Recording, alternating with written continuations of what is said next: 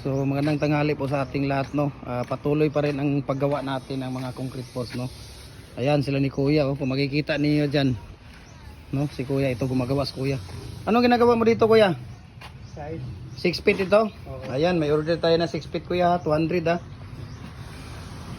Ayan, so binayaran na yan, Kuya, ha. Ayan, binayaran ko na yung ano 1, 2, 3, 4 apat lang. Bakit apat lang yan, Kuya? Di ba 5 dapat ang ano stirrup niyan? 1, 2, 3, 4 5 pala. Ayan, so ang dami nating stock ngayon mga idol. Kung makikita ninyo yan dyan, Kuya, ilang piraso ang palabas natin sa isang sako, Kuya? Ha? Ngayon siyam na piraso ang palabas sa isang sako na ano sa 6 feet. Ayan, kung makikita ninyo yan dyan. Ito, ang dami na nating stock.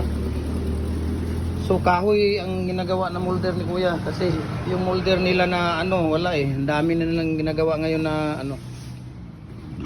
Ayan sila ni Kuya. So ang dami nating stock mga idol, no.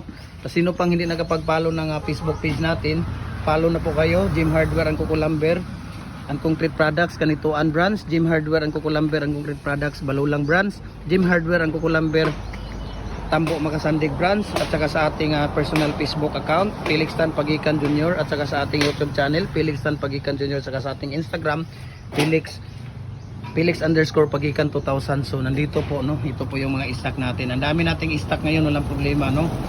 Nagko-customize din tayo sa lahat po ng mga gustong magpapa-customize ng pins concrete post. Ayan, mayroon din tayong passion fruit pins, no.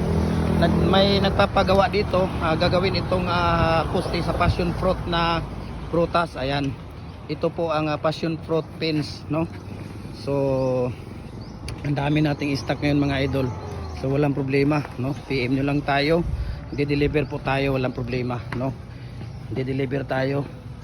Depende sa inyo kung saan kayo saan yung location ninyo, walang problema.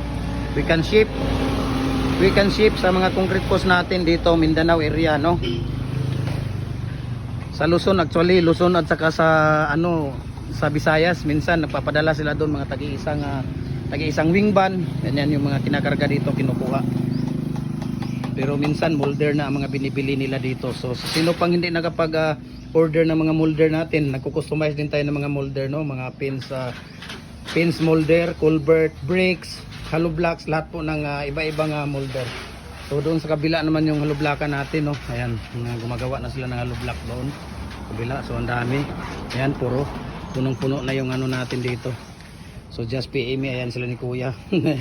Ang ginagawa nila ni Kuya. Ayan, Kuya, thank you so much, Kuya, ha.